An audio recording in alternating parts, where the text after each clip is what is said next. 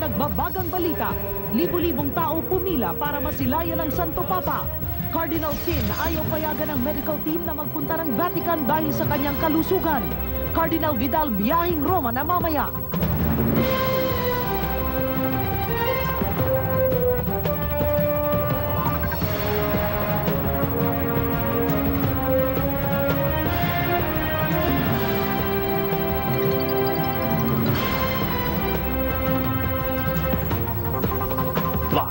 Mula sa ABS-CBN News Center, Manila, ito ang TV Patrol World! Magandang gabi, Pilipinas. Sa ngalan ni Ted Pailon at Julius Babaw, ako si Henry Omaga Diaz. At ako naman si Karen Davila, kami ang mga patrol ng Pilipino. Nagbabalita at naglilingkod sa inyo saan man sa mundo. At kasama natin nagpapatrol ngayong gabi si Linda Humilia mula sa Vatican City. Doris Bigornia mula sa Universidad of Santo Tomas sa Maynila. Rico Lucena mula sa Cebu. Makakasama rin natin si Noli Vasco mula sa Iloilo. Si Yasmin Pascual mula sa Bacolod. Si Maha Moralde mula sa Coronadal, South Cotabato. At si Yong Chavez mula sa Los Angeles, California sa Amerika. At si Ces Drilon mula sa Mexico. Hindi magkamayaw ang mga tao sa pagsilip sa mga labi ni Pope John Paul II sa Roma matapos simula ng public viewing kaninang madaling araw. Live pa rin mula sa Vatican City sa Rome, Italy, nagpapatrol si Linda Humilia. Karen, alas 8 kagabi dito sa Vatican City, alas 2 ng madaling araw naman dyan sa Pilipinas, nagsimula ang public lying in state para kay Pope John Paul II. Sa loob lamang nitong nakaraang 16 na oras, tinatayang 100,000 tao na ang personal na nakita at marahil ay nakapagpaalam kay Santo Papa ilang segundo man lang. Para mabigyang pagkakataon ang publiko na makita ang Santo Papa bago ito ilibing, inilipat ang mga labi niya mula sa Apostolic Palace patungong St. Peter's Basilica. Hitik sa tradisyon at emosyon ang 3 oras na seremonya. Saglit ding nasilayan ng publiko ang Papa dahil itinawid ito sa St. Peter's Square. Pagkatapos binuksan na ang mga pintuan ng Basilika sa publiko. Mabagal ang usad ng pila, matagal ang paghihintay. Pagdating sa loob, ilang segundo lamang na masisilayan ang Santo Papa. Ni hindi pwedeng huminto para umusal ng maikling panalangin. Pero para sa karamihan ng mga nagtiis at nagtiyagang maghintay, sulit ang pagtsatsaga nila. Mula alas 5 ng madaling araw hanggang alas 3 ng madaling araw din kinabukasan ang schedule ng public viewing. Kahit may 2 oras na break para makapaglinis-linis sa loob ng Basilika, pansamantalang tinitigil ang public viewing, tuloy pa rin ang pila ng mga tao sa paligid ng St. Peter's Square. Karen, kakagaling lang namin dito sa pila nga sa paligid ng St. Peter's Square at makikita mo na kung susukatin ito ay ang buntot nito ay bumalik na sa St. Peter's Basilica. So kung ganun ang nangyari, parang halos 2 kilometro na ang haba ng pila at tinatayang 5 oras ang kailangan mong bunuin para lamang makarating ka doon sa loob ng Basilica at personal mong makita ng ilang segundo ang Santo Papa. Karen? Linda, ano ang paglalarawan nung ilan sa mga nakapila at nakita mismo ang mga labi ni Pope John Paul II ng personal? Para sa kanila, Karen, may ilan tayong nakausap nga kanina, no? At sabi nga nila, para sa kanila sulit ang matagal na panahon na pinaghintay nila, pagpila nila, masyadong masikip dahil hindi lang pa isa-isang tao siguro mga 20 taong nakahilerang ganyan sa isang row lamang ng pila. So parang 20 tao kayong nakahilera, tapos maglalakad kayong papasok papunta sa Basilica. Pero para sa kanila sulit, Karen, dahil karamihan naman dito ay hindi din nila nakita ng personal ang Santo Papa nung nabubuhay pa ito, at lalo nga ngayon para sa kanila parang huling pagkakataon na nila na maranasan yung para sa kanila holy feeling, a feeling of parang blessedness to be in His presence. Karen? Linda, ang libing sa darating na Biyernes is 10 o'clock in the morning ang oras dyan sa Roma. Ano ang plano ng Vatican kung nagbigay man sila ng anunsyo bago ang libing? Karen, hindi pa binibigay ang mga pinal na detalye o kung ano man ang magiging programa. Pero inaasahan na magkakaroon ng, of course, Requiem Mass o isang misa bago ang aktual na paghahatid sa Vatican Grotto para sa kanyang na siyang magiging huling hantungan ng Santo Papa. Pero sa kakakausap lamang natin dito kay Ambassador Leonida Vera na ating kinatawan sa Holy See, at sinabi niya na parang nagbago na ng plano mula sa original na plano na dapat sanay sa loob ng Basilica gaganapin ang mga seremonyas. Mukhang magiging St. Peter's Square na dahil sa inaasahang dami ng taong dadalo, kabilang na dito yung mga matataas na opisyal ng iba't ibang gobyerno, Karen. Maraming salamat, Linda Humilla. Babalikan po natin siya. Nagpapatrol pa rin live mula sa Vatican. Samantala, naging madali ang pagpapalaganap ng Kristyanismo dahil sa karisma at popularidad ni Pope John Paul II. Yan ang pinatotohanan ng mga Pilipinong misyonaryo na ang misyon ay ikalat ang Kristyanismo sa Asia. Nagpapatrol si Aladin Bacolod. Isa lang si Father Willie sa halos 70 pari ng Mission Society of the Philippines. Trabaho nila ang bumiyahe sa iba't ibang bahagi ng Asia para palaganapin ang Kristyanismo. Si Father Willie nadestino sa Papua New Guinea at Japan, mga bansang iilan lang noon ang Katoliko. You feel happy, no? Kung isa man lang tao, no? Makakilala kay Kristo and then he starts living the Christian life, or somebody who has been away from the church and then you're able to bring him back. Pero hindi madali ang kanilang trabaho. Isa sa bawat 3 tao sa mundo ay Asyano, pero ang Pilipinas lang ang natatanging Katolikong bansa sa Asya. Dahil dito naging responsibilidad na ng mga Pilipino na ikalat ang Kristyanismo. Sabi ni Father Willie, hindi man popular ang Kristyanismo sa Asya, naging mabilis ang paglaganap nito dahil sa Santo Papa. Inilapit nito ang simbahan sa mga tao. Dahil sa kanyang karisma, lumawak ang pagtanggap sa pananampalataya kay Kristo at itinuring siyang People's Pope maging ng mga hindi Katoliko. Masipag siya magbiyahe, magpunta sa iba't ibang mga countries, magkipakita sa mga tao. At ang mga tao din nag-respond sa kanya. At umaasa si Father Willie na lalo pang dadami ang titibay ang relasyon sa Diyos dahil sa inspirasyon ng Santo Papa. Aladin Bacolod, Patrol ng Pilipino. Sangkaterbang memorabilia ni Pope John Paul II ang nakolekta ng isang debotong taga Quezon City. Ito raw ang nagpapasaya sa kanya ngayong pumanaw na ang Santo Papa. Nagpapatrol si Sol Aragones. Isa si Carmelo Cortez sa libo-libong nakiisa sa World Youth Day noong 1995. Mapala daw siya na nakahalik noon sa Santo Papa. Mula noon humanga na siya kay Pope. Kaya naman nangolekta na siya ng mga bagay na may kaugnayan sa Santo Papa. Pinakaiingatan niya ang kwadrong ito na pirmado ni Pope. Bigay raw ito sa kanya ng kapatid ng isang kardinal. Halos lahat ng mga lumabas na larawan, stamps at postcards ng Santo Papa ay meron siya. 1995 din na magkaroon siya ng pagkakataong makapunta sa Rome at personal na nakausap ang Santo Papa. Hiningi rin niya ang skull cap na suot noon ni Pope at hindi siya binigo nito. May nagbigay din sa kanya ng doll na kamukha ni Pope. 3 buwan na ang nakaraan ang maisipan niyang bihisan ito. At sa pagpanaw ni Pope, may mensahe siya sa mga kapwa niya deboto. Sabi nga ni Pope John Paul II, don't be afraid at may Diyos na naghihintay sa akin, sa kanyang mga speech. Mula rin na humanga siya kay Pope, naging madasalin siya at mapagbigay sa kapwa. Kaya't ibibigay daw niya ang lahat ng memorabilyang ito sa Diocese ng Malolos para habang buhay na maaalala ng mga tao ang pagmamahal ng Papa. Pumanaw man si Pope John Paul II, pero ang alaalang kanyang iniwan sa mga taong minsay nakakita sa kanya ay mananatiling buhay lalo pa at pag-asa ang iniwan nito sa buhay nila. Sol Aragones, Patrol ng Pilipino. 6 lang at hindi 100 ang sasama sa official party ni Pangulong Arroyo na pagbisita niya sa Roma. Ito ang nilinaw ngayon ng Malacanang. Nagpapatrol si Adrian Ayalin. Bukas ng gabi tutulak ng Roma si Pangulong Arroyo para dumalo sa libing ng Santo Papa. Giit ng Malacanang, 6 lang ang kasama sa official party ng Pangulo. Kasama na ang anak na si Luli.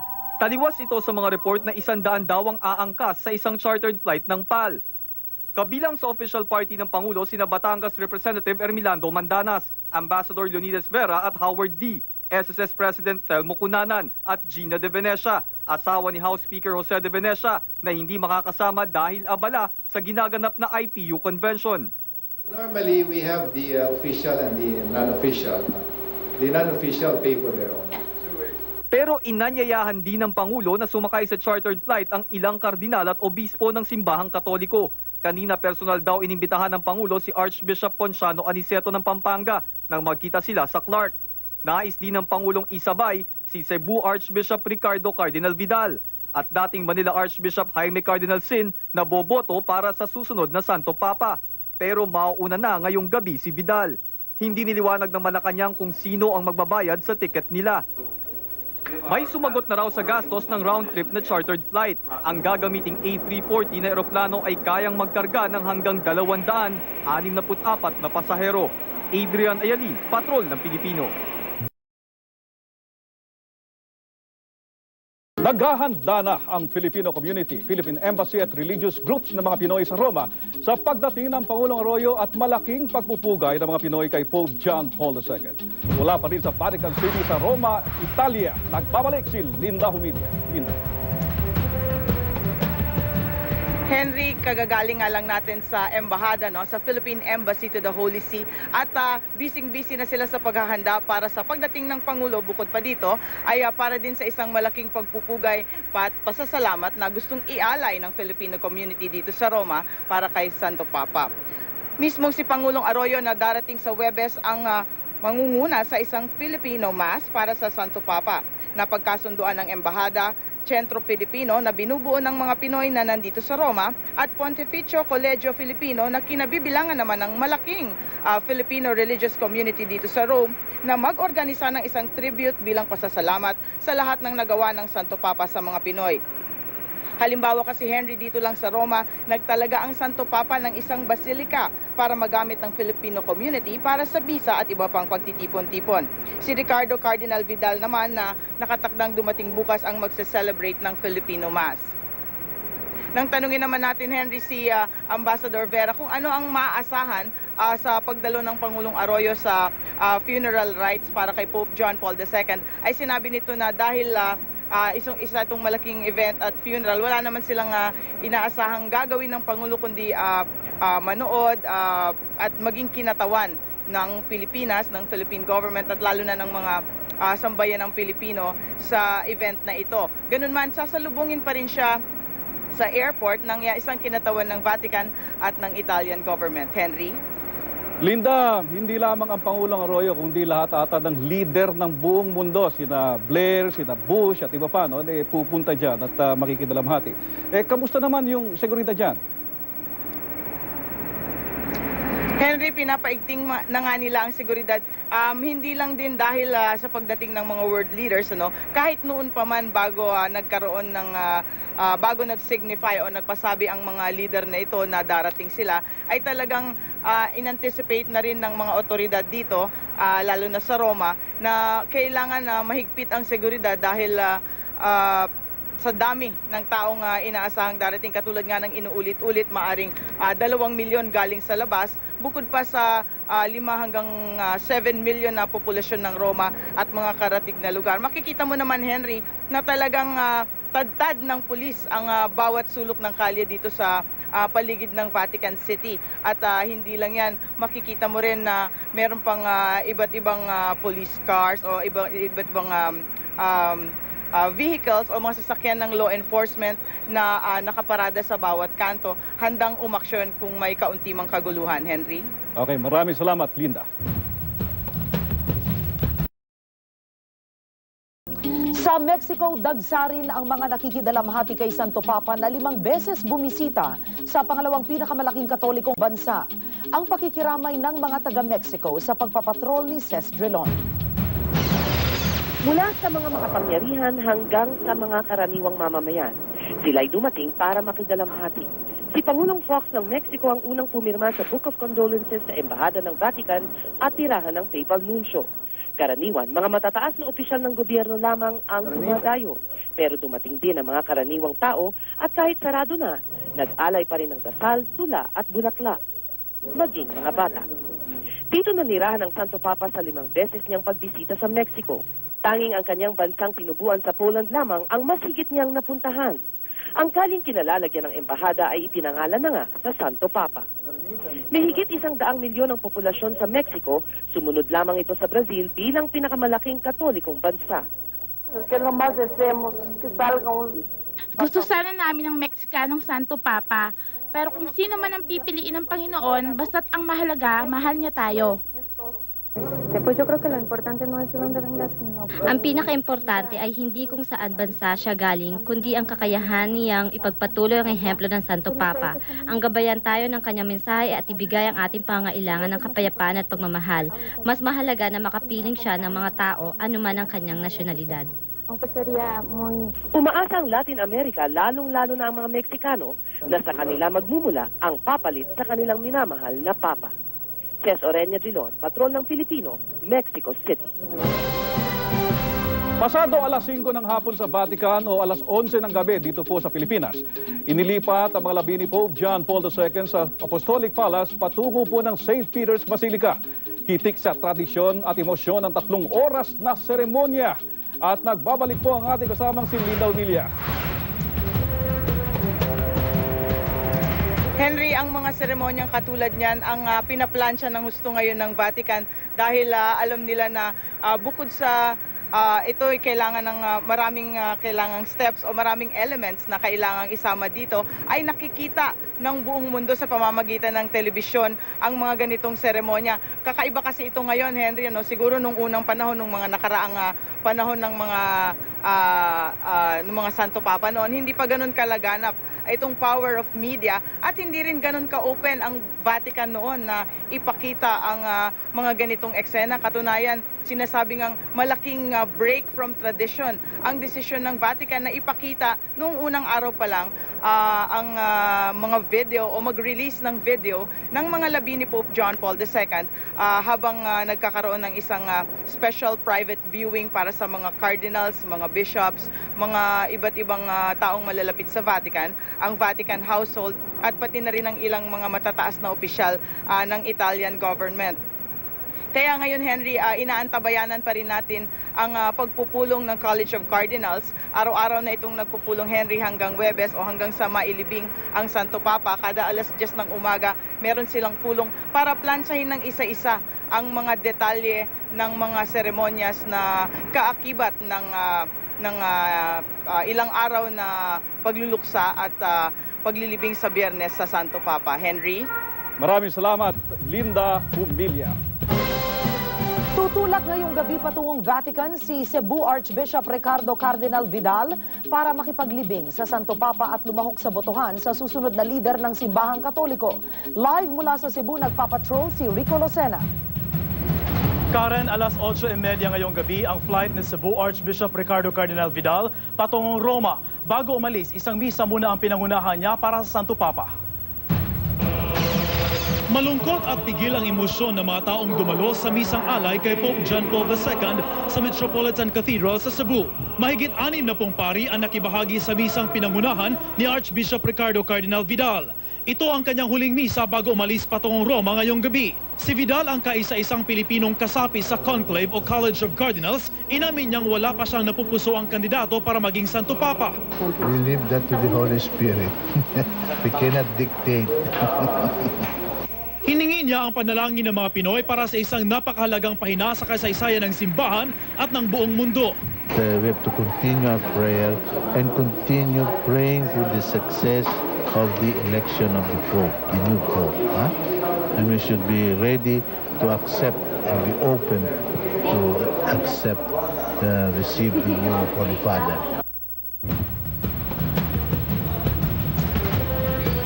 Babalik lang si Cardinal Vidal sa Pilipinas kung may nahalal ng bagong lider ng simbahan. Hindi naman maiwasan na ibang Pinoy na magbakasakaling si Vidal na ang susunod na Santo Papa. Karen? Rico, si Cardinal Vidal ay aalis mamayang gabi. Bago siya umalis, may sinabi na ba siya na kumbaga ipinagdasal na ba niya, may napupusuan na siya na kapalit ni Pope John Paul II? Karen? Rico, si Cardinal Vidal ay aalis mamayang gabi. Bago siya umalis, may sinabi na ba siya na kumbaga ipinagdasal na ba niya, may napupusuan na siya na kapalit ni Pope John Paul II? Karen, ilang beses din nating tinanong si Cardinal Vidal kung sino ba talaga ang napupusuan niya na pwede niyang iboto na magiging Santo Papa. Pero talagang tumanggi siya, wala daw siyang naisip kung sino. Ang lahat ay pinaubayan niya na lang sa Espiritu Santo o sa Panginoon. Pero sabi niya na matindi daw ang kanyang pagdadasal na ginagawa ngayon bilang paghahanda sa naturang conclave o pagpili ng bagong Santo Papa. Karen? Maraming salamat, Rico Lucena. Samantala, tutol naman ang pamilya at mga doktor ni dating Manila Archbishop Jaime Cardinal Sin na bumiyahe ang kardinal patungong Vatican dahil na rin sa kanyang mahinang kalusugan. Pero desidido raw ang kardinal na masilayan ang huling sandali ng Santo Papa. Nagpapatrol si Jing Castañeda. Ayaw payagan ng pamilya at mga doktor ni Cardinal Sin na lumipad siya patungong Roma para makipaglibing sa Santo Papa. Mula nang maospital kasi si Cardinal Sin kamakailan, hindi na bumalik sa normal ang kanyang kalusugan. Di lamang physical stress ang kanilang isinasaalang-alang, kundi higit sa lahat ang emotional stress na haharapin niya. Itinuring kasing kapatid at malapit na kaibigan ni Cardinal Sin ang Santo Papa, kaya't lubha niyang ikinalungkot ang pagkamatay nito. Magkasama pa sila sa kwarto noong conclave noong 1978. Dahil sa sobrang stress na kanyang dadanasin, baka raw masakripisyo ang kanyang kalusugan. You prepare, we'll have to go to Rome. Sabi, why? Sabi ko, I have to attend the conclave. Sabi ko, you clear it up first with the bishops. You know, natatakot ako might not be able to start the trip ba? Nag-aalala rin ang kanyang mga kaibigan dahil nakakapagod daw ang makilahok sa conclave kung saan namimili ang mga kardinal ng bagong pope. 2 lang ang Pilipinong kardinal na pwedeng bumoto sa conclave. Bukod kay Sin, kasali rin si Archbishop Ricardo Cardinal Vidal ng Cebu. 80 years old and below at the time of the vacancy of the Holy See, yung naging bakante ang luklukan ni San Pedro. Sa ngayon, kasama pa rin si Cardinal Sin sa listahan ng mga inimbita ni Pangulong Arroyo para sumama sa kanyang opisyal na delegasyon sa Vatican bukas. Jing Castañeda, Patrol ng Pilipino. Tanggapin ninyo ang aking taos-pusong pagbati at pagmamahal.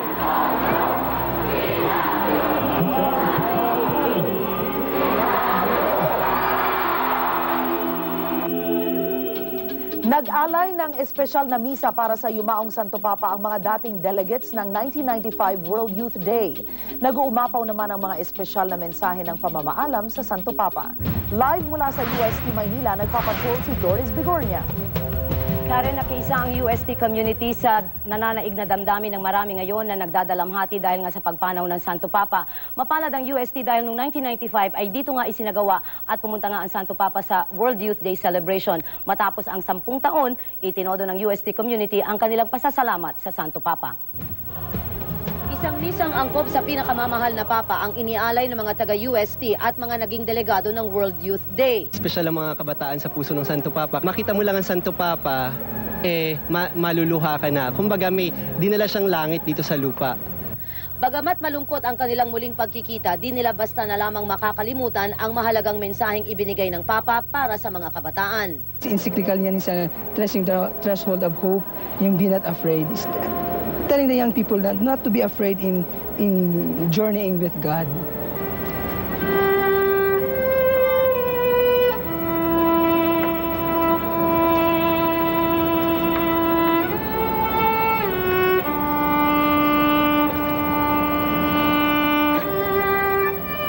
Samantala, mukhang magkakaproblema naman ang Manila Cathedral. Mula kasi nung Lunes nang maglabas ito ng isang book of condolences para sa mga may gustong magbigay ng mensahe ng pamamaalam sa Santo Papa, walang puknat ang dami ng taong nagparating ng kanilang mensahe. Dumagsa nga ang mga may espesyal na mensahe sa Papa. Bata, matanda, malayo at malapit ang pinanggalingan, may kanya-kanyang pamamaalam. Lahat pare-pareho ang ending.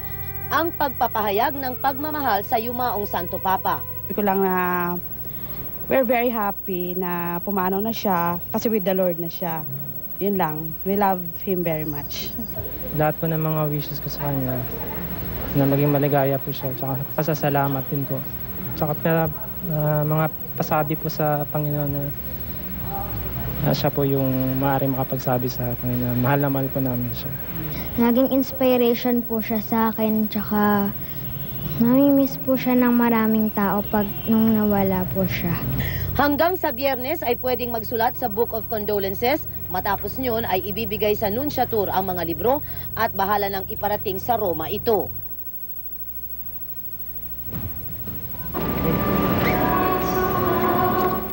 Nais ding hikayatin ng Rector ng Manila Cathedral ang ibang parish at diocese na simulan na rin ang Book of Condolences sa kani-kanilang lugar nang hindi na mahirapan pang dumagsa doon ang ibang gustong magbigay ng mensahe. Dito sa UST ay sinimulan na nila ito at inaasahang ganito rin ang mangyayari sa ibang lugar.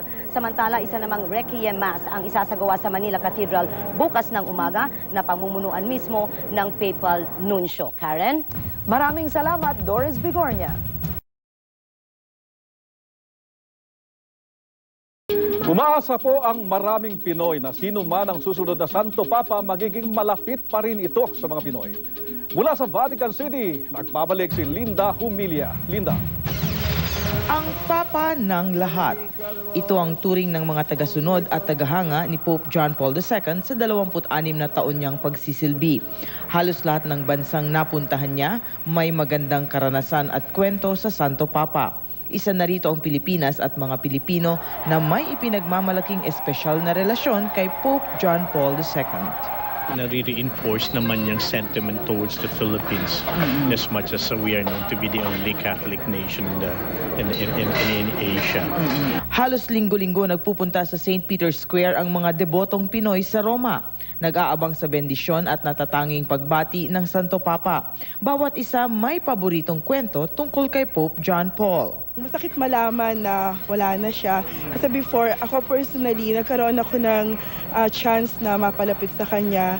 Since nung nag-25 years yung Colegio Pilipino, yung bahay ng mga pari dito, nag-offer sila sa mga Pilipino na makapag-misa with the Pope. Ako isa ako doon, nakapag-communion sa kanya. Idol ko yan eh. Siya rin ang sa kanya talaga utang na loob ko. Kaya gano'n na lang ang lungkot ng mga debotong Pinoy sa pagpanaw ng Santo Papa. Bigla ring nakaramdam ng pananakit ng lalamunan, mapapayak na rin ako kasi namatay na si Pope. Linda Humilla, patrol ng Pilipino. Inspirasyon ng isang eskwelahan sa Davao ang kabutihan ni Pope John Paul II. Sa Bacolod naman, isa pang paaralan ang nagpapalaganap ng magagandang turo ng Santo Papa. Nagpapatrol si Yasmin Pascual. Taong 2000, itinayo ng pamilyang Evangelista ang Philippine College of Innovative Education sa Davao City. Dahil debotong Katoliko, ipinangalan nila sa isang santo ang paaralan. Noong 2003, inaprubahan ng Securities and Exchange Commission ang pangalang John Paul II College of Davao. This institution was meant to be named after him dahil malapit nga siya sa youth. Kaya marami ang nalungkot sa pagpanaw ng Santo Papa. Nag-half-mast din ang bandila ng Pilipinas sa loob ng campus. Kanina ay naabutan pang nagdarasal ang mga estudyante. We're saddened, definitely. It's like the whole school is also affected. Malaki pong impact na naging wala po siya, ang Santo Papa. Isang monumento ni Pope John Paul II ang itatayo sa loob ng campus. Maglalagay din ng exhibit room para sa mga larawan at mga libro ng Santo Papa. We can continue the work of the Pope, particularly with the youth, since we are in the educational institution. Sa Bacolod, nag-iisang sangay sa Pilipinas at buong Southeast Asia ang John Paul Institute for Matrimony and Family. Dito kumukuha ng Master's Studies sa mga relihiyoso mula sa Southeast Asia. Isa si Bacolod Vicar General Monsignor Victorino Rivas sa mga lider ng simbahang Katoliko na nag-aral sa Roma para sa pagpapatayo nito sa iba't ibang bahagi ng mundo. He said that when a man gives something, no? But when a woman gives, she gives herself, no? Isang linggong nagka-half-mast ng Philippine flag sa Bacolod City Hall, mga paaralan at iba pang tanggapan ng gobyerno. 1981 ang dinalaw ng Santo Papa ang Bacolod, ang pinakaunang Santo Papa na bumisita sa syudad. Yasmin Pascual Dormido, ABS-CBN News. At yan po ang mga balitang nakalap sa aming mas malawak na pagpapatrol. Kami po ang inyong patrol ng Pilipino. Naglilingkod sa inyo saan man sa mundo.